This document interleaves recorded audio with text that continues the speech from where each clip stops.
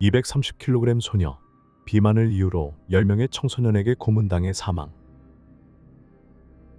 속옷만 입은 채 온몸에 멍이 든 벌거벗은 시신이 외딴 시내가 바로 아래에서 뜻밖의 발견되었다. 피해자는 통통한 체격과 친근하고 호감 가는 성격을 가진 젊은 여성으로 빠르게 신원이 확인되었다. 그러나 수사 과정에서 경찰은 그녀가 잔혹한 범죄로 악명 높은 10대 범죄 조직과 얽혀 있었으며 그들 중 한 명은 그녀의 가장 친한 친구였다는 사실을 밝혀냈다. 그렇다면 이 푸른한 소녀를 살해한 범인은 누구였을까? 아니면 그들이 모두 합세해 그녀를 고문하여 죽인 것일까? 지금 바로 진실을 파헤쳐보자. 그리고 다음 미스터리한 범죄 사건의 알림을 받기 위해 채널을 구독하고 좋아요를 잊지 마세요. 이는 실제 범죄 사건을 2D 스타일로 각색한 작품입니다. 그해 7월 22일 오전 9시 지역 환경보건국 소속 모기방제 작업원 5명이 람팅 클리닉 근처의 경사면에서 살충제를 분사하고 있었다. 해당 지역은 지형이 험난하여 일부 구역은 밧줄을 이용해 올라가야 했지만 이들은 숙련된 인력이었기에 효율적으로 작업을 수행했다. 그날 작업을 준비하던 중 시내가 근처에서 여성의 시신을 발견했다. 시신은 속옷만 입고 있었으며 나시티는 목까지 말려 올라가 있었고 온몸에는 멍과 화상 자국이 가득했다. 이들은 극도로 겁에 질려 즉시 경찰에 사건을 신고했다. 신고를 접수한 경찰은 즉시 현장에 출동해 수사를 진행했다. 피해자는 통통한 체격의 여성으로 시신이 이미 부풀어 있었으며 최소 며칠 전에 사망한 것으로 추정되었다. 계속된 현장 조사에서 경찰은 시신에서 멀지 않은 큰 바위 위에서 손수레, 주황색 담요, 녹색 셔츠, 검은 바지, 그리고 10개 이상의 유리병을 발견했다. 현장에 남겨진 증거를 토대로 경찰은 이곳이 범행 장소가 아니라 시신이 유기된 장소라고 판단했다. 즉 피해자는 손수레로 이곳까지 옮겨진 후 시신과 증거를 훼손하기 위해 화학물질이 뿌려졌을 가능성이 컸다. 그러나 범인은 이렇게 외진 곳에 정기적으로 모기방제 작업원들이 방문할 것이라고 예상하지 못했고 그로 인해 범행이 드러나게 되었다. 또한 범행 현장에서 약 20m 떨어진 곳에서 경찰은 신분증과 현금을 포함한 몇 가지 개인 소지품을 발견했다. 신분증에는 18세 여성 류메인이라는 이름이 적혀 있었다. 피해자의 얼굴은 산성 용액으로 인해 심하게 훼손된 상태였지만 신분증 속 사진과 비교했을 때 동일 인물일 가능성이 높았다. 신분증 속 인물과 피해자는 모두 비만한 체격을 가지고 있었기 때문이다. 그러나 피해자의 정확한 신원과 사망 원인은 철저한 검증이 필요했다. 피해자의 몸무게가 200kg이 넘었고 현장이 가파른 산비탈 근처였기 때문에 구조팀은 시신을 들것에 고정한 후 이송해야 했다. 이후 경찰은 해당 신분증이 실제로 피해자의 것이 맞는지 아니면 범인이 범행 도중 실수로 떨어뜨린 것인지 조사에 나섰다. 경찰이 류메인의 가족과 연락을 취한 결과 가족들은 그녀를 오랫동안 보지 못했으며 연락도 되지 않았다고 증언했다. 경찰이 가족에게 범행 현장 사진과 신분증을 보여주자 그들은 피해자가 류메인이 맞다고 확인했다. 이에 따라 법의학자는 시신을 검시한 후 류메인이 며칠 전에 사망한 것이라고 결론지었다. 그녀의 몸에 남은 화상 자국은 황산에 의한 것이었으며 초기 사망 원인은 고문으로 밝혀졌다. 류메인, 18세, 은페이잉, 뚱뚱한 잉 또는 230kg 소녀라는 별명으로도 불렸으며 한때 명문 하이리 고등학교에 재학했다. 그녀는 부모님과 형제자매가 있는 따뜻한 가정에서 행복하게 성장했다. 어머니는 그녀가 어릴 때부터 자원봉사를 좋아했으며 지적 장애인이나 노인 등 소외계층을 돕는 일을 즐겼다고 말했다. 그녀는 또한 지역 주민들에게 무료로 학습 지도를 해주었으며 학교와 지역사회의 다양한 활동에 적극적으로 참여했다. 뿐만 아니라 중국 전역에서 운영되는 학생 지원 프로그램에 참여하며 많은 아이들과 좋은 관계를 유지했다. 그러나 하이리 고등학교는 문제 많은 학교로 유명했으며 교내외에서 싸움이 빈번하게 발생하는 곳이었다. 류메잉은 비만한 외모 때문에 괴롭힘의 표적이 되었고 지속적인 괴롭힘을 당했다. 결국 첫 해를 채 다니지 못하고 중퇴하게 되었는데 이는 그녀가 계속해서 체중을 이유로 조롱당했기 때문이었다. 이후 그녀는 노동부 프로그램을 통해 기독교 가정 서비스 센터에서 여행 보조원으로 일하며 한 달에 약 4천 홍콩 달러를 벌었다. 그러나 계약이 끝난 후 연장되지 않아 학업도 직업도 없는 상태가 되었다. 그럼에도 불구하고 그녀는 여전히 밝고 긍정적인 성격을 유지하며 집안일을 돕고 새로운 기회를 찾기 위해 노력했다. 그런데 이렇게 친절하고 열정적인 소녀가 왜 잔혹하게 고문당해 죽임을 당해야 했을까? 류메이의 몸무게는 230kg이었다. 사실 그녀는 어린 시절에는 매우 마른 체형이었지만 고등학교에 들어간 이후 갑자기 체중이 급격히 증가했다. 처음에는 크게 신경 쓰지 않았지만 최근 몇 년 동안 홍콩에서는 다이어트와 건강에 대한 관심이 급증하는 추세였다. 류메잉 역시 체중 감량을 시도하며 다양한 방법을 시험해 보았지만 어느 것도 효과가 없었다. 그녀는 채소만 먹고 탄수화물과 고기를 철저히 피했지만 1년이 지나도 체중은 여전히 230kg이었으며 오히려 증가하는 경향을 보였다. 어머니의 맛있는 요리가 다이어트를 방해한다고 생각한 그녀는 유혹을 피하기 위해 집을 떠나기로 결심했다. 그해 6월, 류메잉은 부모에게 친구 라오지아닌과 그녀의 언니와 함께 살겠다고 말했다. 가족은 별다른 의심 없이 동의했으며 이 이별이 영원한 것이 될 줄은 전혀 예상하지 못했다. 류메잉의 어머니인 류 여사는 딸이 이사한 후에도 가끔 집에 와서 식사를 했다고 말했다. 심지어 그녀는 함께 사는 자매 2명을 집으로 데려와 가족을 안심시키기도 했다. 류 여사는 또한 그 자매들이 어릴 때 어머니에게 버려졌고 아버지는 재혼하여 서로 의지하며 살아간다는 이야기에 연민을 느꼈다. 가족이 류메잉을 마지막으로 본 것은 7월 3일이었으며 그 이후 그녀에 대한 소식은 끊겼다. 경찰은 즉시 두 자매를 찾아 진상을 파악하려 했으나 류 여사조차도 정확한 주소를 몰라 수색에 어려움을 겪었다.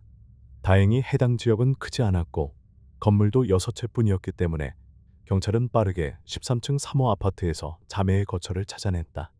경찰이 류메잉의 행방을 묻자 자매는 그녀가 오랫동안 보이지 않았으며 어디로 갔는지 모른다고 주장했다. 경찰은 이들의 진술을 의심하며 건물 1층 관리인에게 13층 3호 아파트와 관련된 이상한 점이 있었는지 물었다.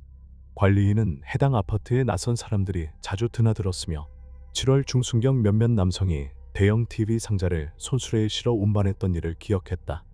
이 말을 들은 경찰은 즉시 CCTV 영상을 확인했다. 영상에서 7월 16일 새벽 4시경 몇몇 젊은 남성이 TV 상자가 실린 손수레를 밀고 건물 밖으로 나가는 모습이 포착되었다. 그들은 이후 건물로 돌아왔으나 손수레와 상자는 사라진 상태였다. 또한 경찰은 7월 14일 류메잉이 해당 건물에 들어가는 모습은 포착되었지만 나오는 장면은 없다는 사실을 발견했다. 경찰은 손수레에 실려있던 것이 TV가 아니라 류메잉의 시신일 가능성이 크다고 의심했다. 수사를 확대하면서 경찰은 류메잉의 지인 20여 명을 소환하여 신문했으며 그 중에는 라오지아닝 자매도 포함되어 있었다. 동시에 경찰은 13층 3호 아파트 벽에서 혈흔을 발견했으며 그것이 깨끗이 닦여진 흔적이 있었다. 결국 경찰은 용의자 20명 중 14명의 10대 청소년이 사건에 연루된 것으로 판단하고 체포했다. 이들 중 최연소자는 13세, 최연장자는 21세였다.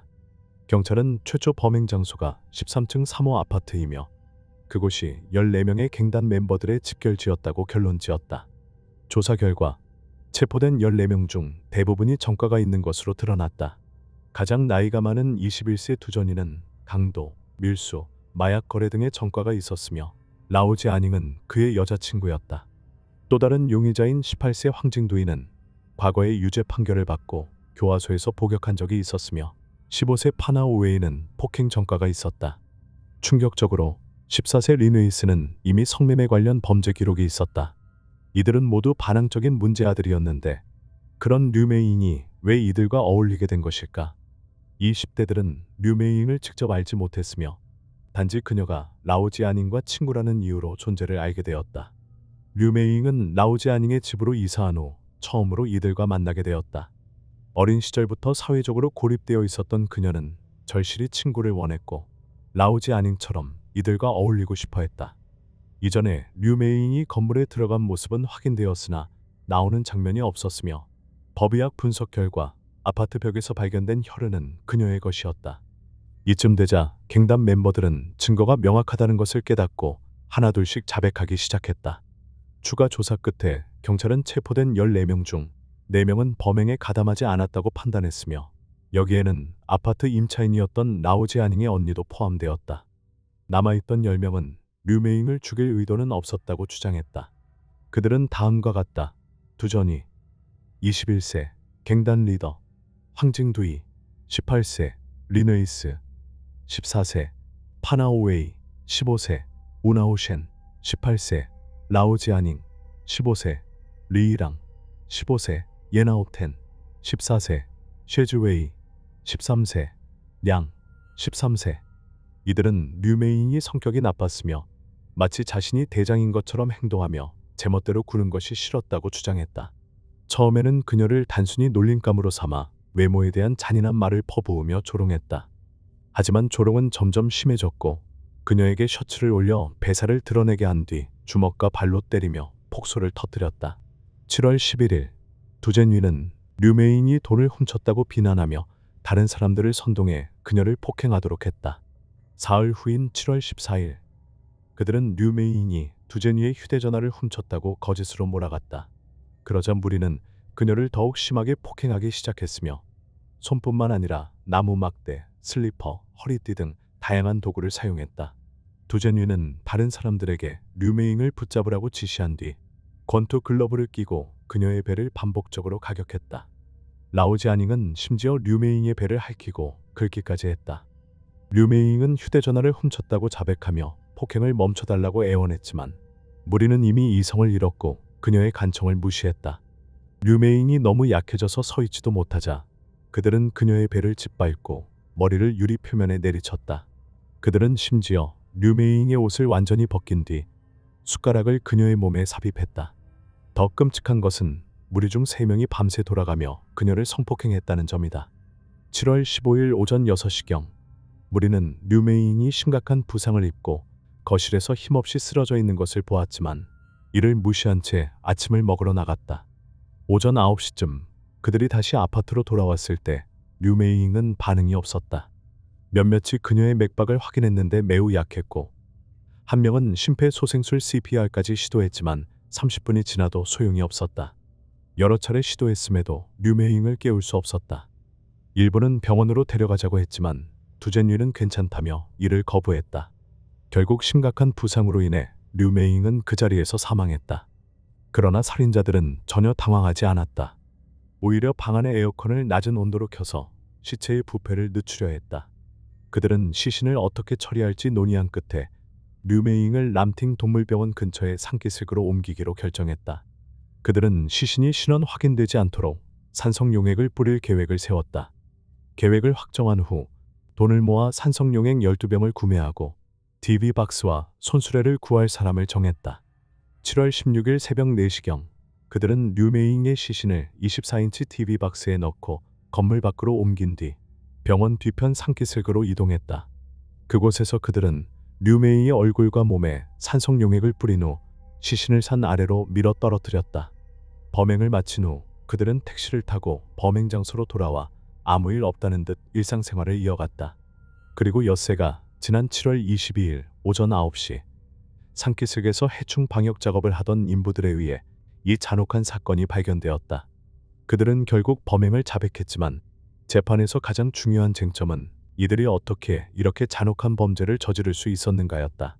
일부는 초자연적인 힘의 영향을 받았다고 주장했고 일부는 류메잉의 태도가 문제였다고 변명했다. 일부는 그들이 두젠위라는 조직 두목의 선동을 받았다고도 말했다. 무리의 모든 구성원은 각자에게 유리한 설명을 내놓았다.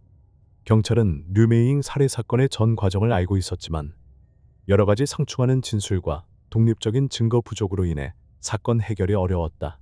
이에 경찰은 10명의 소년 범죄자 중 1명을 증인으로 선정해 선처를 조건으로 진술을 받아내기로 했다. 이 증인은 범행에 가담했지만 법정에서 증언하는 대가로 면책 혹은 감형을 받을 수 있었다. 동시에 법정에서 거짓 없이 사건의 전말을 밝힐 의무가 주어졌다. 결국 무리 중 가장 어린 13세 소년 량이 핵심 증인으로 선정되었다. 량의 증언에서 가장 중요한 점은 류메이잉이 실제로 무언가를 훔쳤다는 증거가 전혀 없었다는 것이었다. 두전위가 무리를 선동하여 피해자를 학대하게 했으며 응급차를 부르는 것을 막았다. 또한 그가 시신 유기 계획을 세우고 주도했으며 리누이스가 숟가락을 류메잉의 몸에 삽입했다.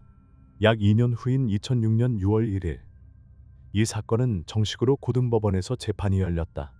재판에서는 13세부터 21세까지의 10명이 기소되었으며 그중 13세량이 면책 증인이 되어 총 9명의 피고인이 남게 되었다. 두전이 21세, 황징두이 18세, 파나오웨이 15세, 린웨이스 14세는 살인 및 중상해 혐의로 기소되었다. 라우지아닝 15세, 셰즈웨이 13세 도 유사한 혐의를 받았다. 리이랑 15세, 은 중상해 및 합법적 매장을 방해한 혐의, 예나오텐 14세, 은 타인에게 심각한 부상을 입힌 혐의를 받았다. 이 9명 중 리이랑과 예나오텐만 살인 혐의를 받지 않았다. 당시 변호인 측은 피고인들이 부모로부터 제대로 된 교육을 받지 못했고 지금은 반성하고 있다고 주장했다. 또한 교도소에서 피해자를 위해 기도까지 했다고 강조했다. 그러나 변호인들의 진심 어린 호소와 달리 재판 중 일부 피고인은 키득거리며 웃었고 심지어 조는 모습까지 보였다. 마침내 2006년 8월 3일 약 30시간의 심의 끝에 배심원단은 명확한 증거 부족을 이유로 9명의 피고인에게 살인죄를 적용할 수 없다고 판결했다. 하지만 6명은 과실치사 혐의로 유죄 판결을 받았다. 13세 피고인 셰즈웨이는 무죄 판결을 받고 즉시 석방되었다. 2006년 8월 25일 법원은 8명의 피고인에게 과실치사, 중상해, 시신훼손 혐의로 유죄 판결을 내렸다. 그중 7명은 징역 3년에서 9년형을 선고받았으며 1명은 소년원에 수감되었다. 두전위와 황징두이는 가장 긴 형량인 9년형을 받았지만 모범수 감형을 받아 실제 복역 기간은 6년으로 줄어들었다. 유일한 여성 피고인인 라우지아닝은 징역 4년 6개월을 선고받았다. 판결이 내려진 후 대부분의 피고인 가족들은 안도하는 듯 보였고 일부는 만족스러운 미소까지 지었다. 그러나 대중들은 형량이 지나치게 가볍다며 분노했다. 하지만 황징두이는 9년형이 너무 무겁다고 생각해 2008년에 항소를 제기했다. 그는 자신의 범죄가 5년형을 받은 우나우셴과 비슷한데 본인만 더 긴 형량을 받는 것은 부당하다고 주장했다. 결국 항소 법원은 황징두이의 형량을 1년 감형했다. 피해자 가족들은 형량이 너무 가볍다며 강한 불만을 표출했다. 그들은 피고인들이 전혀 반성하지 않았으며 심지어 법정에서 웃기까지 했다고 분노했다. 반면 피고인 가족들은 오히려 형량이 지나치게 무겁다고 주장했다. 라우지아닝의 아버지는 그저 아이들이 장난을 치다가 너무 거칠게 논 것뿐이라고 말해 논란을 일으켰다. 이에 대해 류메잉의 아버지는 그들이 아무리 오래 감옥에 있어도 아무것도 바뀌지 않는다. 결국 출소 후 다시 사회에 해를 끼칠 것이다. 라고 말했다. 그리고 충격적이게도 몇 년 후 그의 말은 현실이 되었다. 출소 후 두전이는 2014년 11월 5일 한 지역 학교에 침입해 노트북 8대와 2,600 홍콩 달러를 훔쳤다. 다른 갱단 멤버들도 출소 후 범죄를 계속 저질러 다시 법의 심판을 받았다. 물론 이 갱단의 범죄를 단순히 부모의 잘못된 교육 탓으로만 돌릴 수는 없다. 대표적인 예가 라우지아닝의 가족이다. 여동생은 범죄를 저질렀지만 언니는 사건에 전혀 연루되지 않았다. 여러분은 이 갱단의 잔혹한 범죄에 대해 어떻게 생각하시나요? 아래 댓글로 의견을 남겨주세요. 그리고 나가기 전에 좋아요와 구독을 누르고 알림 설정을 켜서 더 충격적인 범죄 이야기들을 놓치지 마세요.